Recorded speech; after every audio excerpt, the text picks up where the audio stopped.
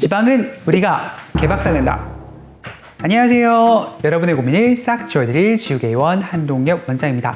오늘은 올해 말 또는 내년에 출시될 걸로 예상되는 위고비라는 약물에 대한 이야기를 한번 해볼 건데요. 최근에 팬들이 일론 머스크한테 어떻게 몸매 관리를 합니까? 라고 물었을 때 일론 머스크가 트위터에 한 줄을 남겼고 이게 난리가 났습니다. 바로 위고비라는 한 단어였는데요. 이 위고비가 어떤 약물이고 얼마나 효과가 좋고 우리나라에서는 어떤 반향을 일으킬지 한번 이야기해 보도록 하겠습니다.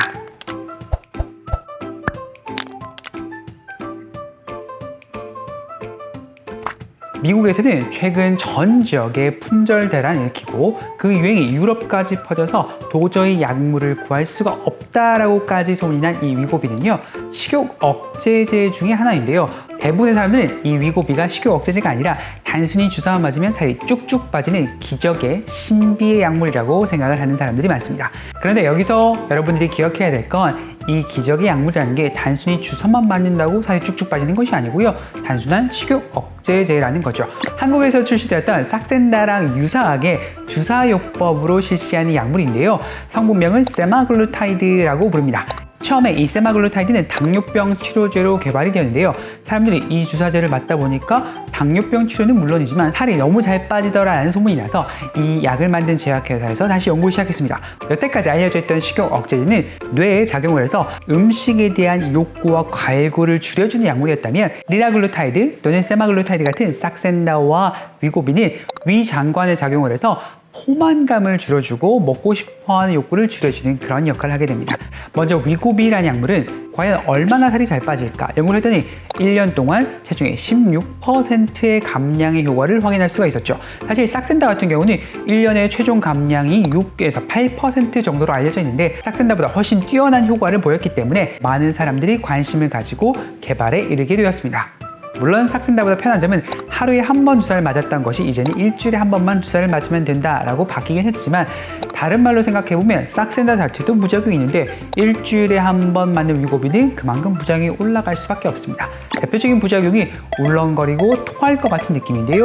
초기 용량에서도 이 부작용이 굉장히 크게 작용하기 때문에 많은 분들이 그 부작용도 걱정하는 것이 사실입니다. 이 위고비만 기다리면서 현재 다이어트를 미루고 있는 분들이 있다면 이 위고비도 식욕 억제제의 하나의 종류라는 것을 반드시 명심해 주시고요. 이것만 기다리기보단 열심히 식단 관리하고 내가 노력을 하는 것이 또한 중요하다라고 생각해 주시면 좋겠습니다.